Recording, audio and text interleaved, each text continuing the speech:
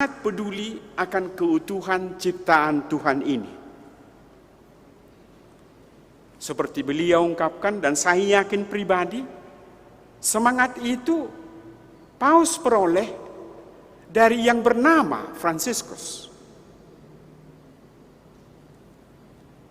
Menyaksikan bahaya pemanasan global, maka Paus kita mengundang pimpinan-pimpinan agama yang ada di dunia ini. Katolik, Protestan, Hindu, Buddha, dan dari Indonesia hadir waktu itu Profesor Mukti Ali. Catatan saya pribadi agak kecewa apa yang disampaikan Profesor Mukti Ali. Mereka berkumpul di Vatikan pada tanggal 3 hari Minggu yang lalu dan tanggal 4. Mereka bersama sampai ke kesadaran global warming ini, panas ini, ya, Bapak Ibu terkasih pun sudah kepanasan dalam gereja ini kan. Mungkin minggu depan makin panas akan dibawa kipas yang lebih besar lagi. Bahaya panasnya bumi ini dan isinya. Maka mereka mengajak, mari mendengarkan kehendak Sang Pencipta.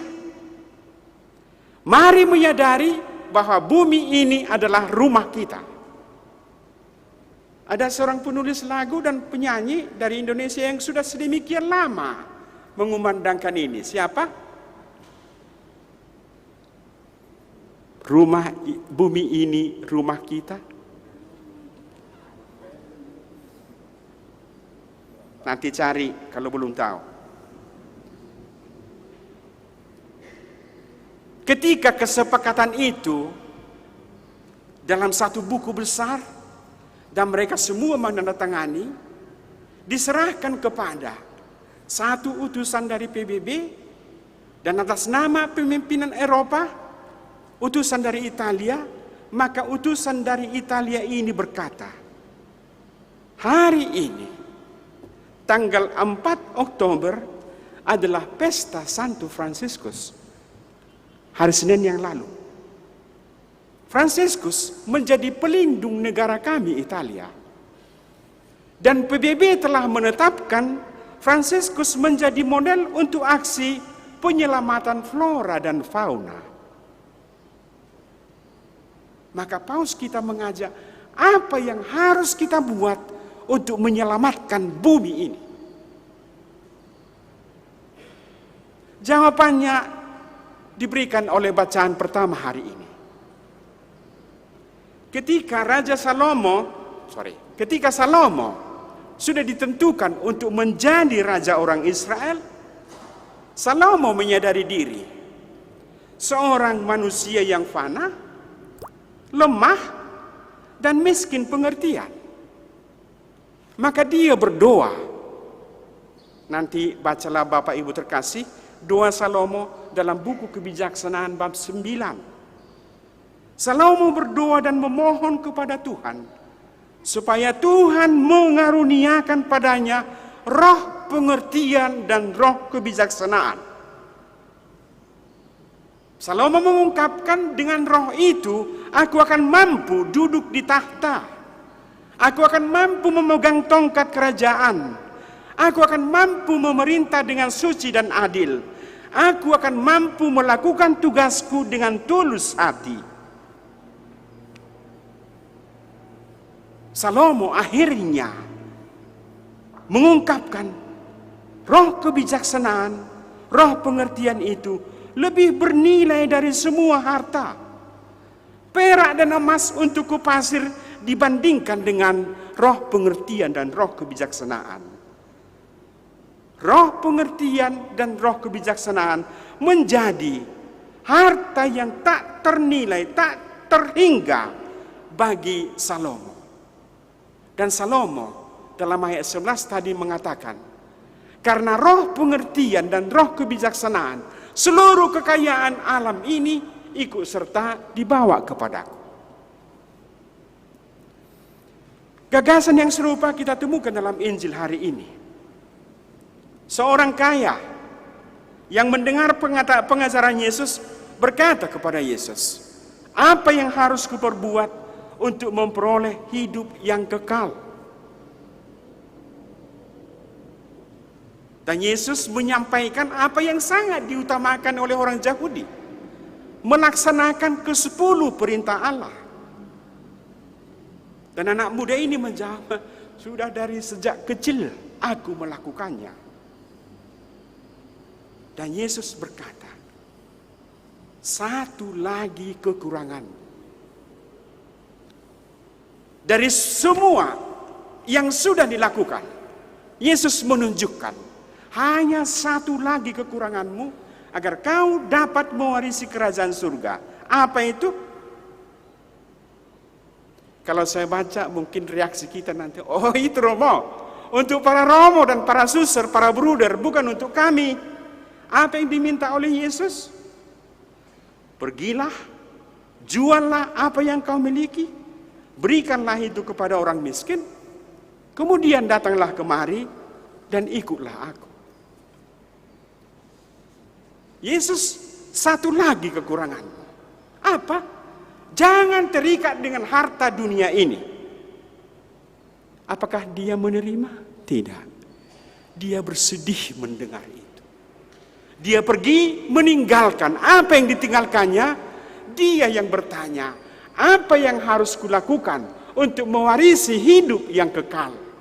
Dan Yesus menjawab, "Tinggalkan, jangan melekat dengan harta dunia ini untuk sampai ke kehidupan yang kekal." Apakah dia menerima? Tidak. Dia meninggalkan harta hidup yang kekal dan dia kembali ke harta dunia ini.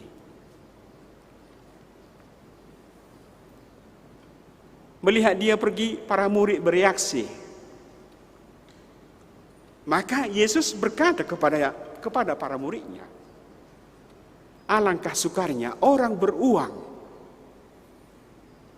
untuk masuk kerajaan Allah." Dan Yesus membandingkan mengapa memakai satu perumpamaan. Lebih gampang seekor unta masuk lewat lubang jarum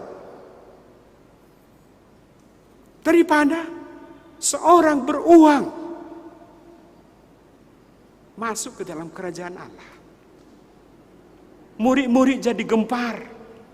Kalau begitu siapa yang dapat diselamatkan? Maka Yesus berkata, tidak dikatakan bahwa orang berduit, orang kaya pasti masuk neraka. Tidak. Apa yang dikatakan? Orang yang melekat, orang yang diikat, orang yang dijerat, hidupnya ditentukan oleh harta dunia ini, maka tak mungkin lepas dari harta dunia ini. Tak mungkin bisa maju ke harta yang bukan dunia ini, harta rohani. Yesus menuntut. Yesus meminta apa? Seperti Salomo, "Beri aku roh pengertian dan roh kebijaksanaan." Dan Salomo akhirnya berkata, "Karena Tuhan memberikan itu, aku mampu melakukan tugasku. Dan karena aku hidup menurut roh pengertian dan roh kebijaksanaan Tuhan, maka semua yang kuperlukan untuk hidupku, dianugerahkan Tuhan kepadaku." Yesus kurang lebih mengatakan yang sama. Jangan melekat dengan dunia ini, jangan melekat dengan harta dunia ini. Kiranya roh pengertian dan roh kebijaksanaan ilahi menuntun kamu. Untuk apa? Sadarilah, lihatlah, dan sampailah kepada kesimpulan. Mana yang menjadi utama bagiku? Menuju memperoleh hidup yang kekal, atau menuju memperoleh harta dunia ini? Dan Yesus mengingatkan para muridnya dan kita pada hari ini, bukan dunia ini menjadi tujuan kita. Dunia ini hanya sarana. Sarana apa? Menghidupi roh pengertian, menghidupi roh kebijaksanaan, mengalami tuntunan Allah untuk menuju ke hidup yang kekal. Saudara-saudara terkasih, kita umat Santa Clara. Dan Santa Clara adalah murid terbesar, dipakai istilah cabang terbesar dari Fransiskus. Fransiskus, tokoh dunia dan tokoh zaman sekarang. Apa yang dibuat oleh Fransiskus? Dia meninggalkan dunia ini. Dia meninggalkan harta kekayaan bapaknya yang sedemikian banyak. Mengikuti apa? Ketika dia di lereng Bukit Assisi itu berjalan menuju Porciuncula, dia singgah di satu gereja yang disebut Gereja San Damiano. Dan disitulah dia berdoa. Disitulah dia mendengar. Disitulah tergantung salib, dan sekarang ada kopinya dengan kita, yang disebut dengan salib San Damiano. Disitulah Fransiskus, dari salib itulah Fransiskus mendengar, pergilah, perbaikilah gerejaku. Kata-kata ini diambil PBB, perbaikilah gerejaku, perbaikilah dunia ini. Kata-kata ini diambil oleh Italia, perbaikilah gerejaku, perbaikilah dunia ini. Dan kata-kata ini diambil oleh pemimpin-pemimpin agama sedunia. Kata yang didengarkan oleh Fransiskus, perbaikilah gerejaku, perbaikilah dunia ini. Mari saudara-saudara terkasih, bahaya memang. Kalau kita tidak berbuat sesuatu, kita akan menjadi korban dari keganasan panasnya dunia ini. Waktu pertemuan itu, pertemuan dari pemimpin-pemimpin dunia ini, juga kaum muda dari seluruh dunia, tidak dikatakan dari Indonesia, dari seluruh dunia hadir dan membicarakan.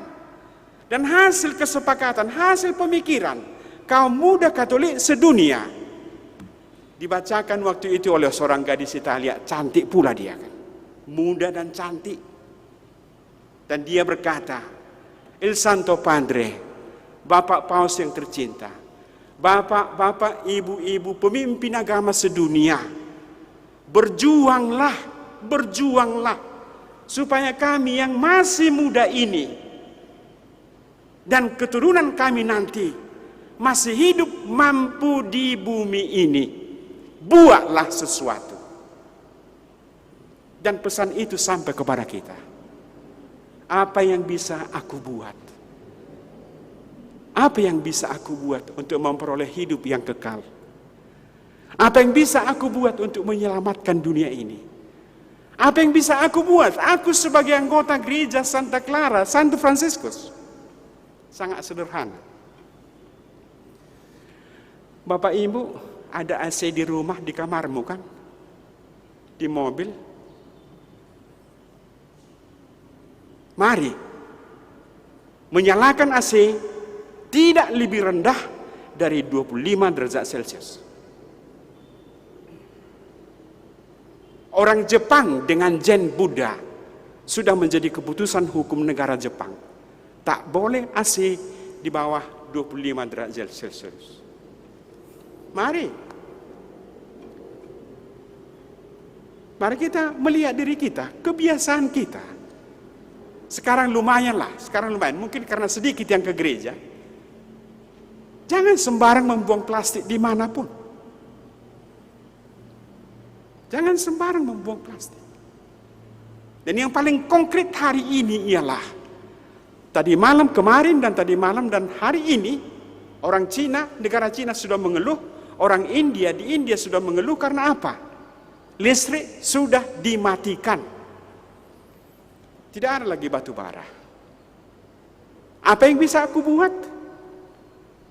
Mungkin di rumah menyala lampu yang tak perlu lagi menyala. Maka mari mematikan lampu yang tak perlu lagi menyala. Maka apa yang harus kubuat? Apa yang bisa kubuat? Yang 3 hal ini. AC minimal 25. Sampah plastik jangan sembarang. Lampu menyala kalau perlu. Dan itu mampu kita lakukan kalau roh pengertian, roh kebijaksanaan dari Tuhan membimbing kita. Semoga. Amin.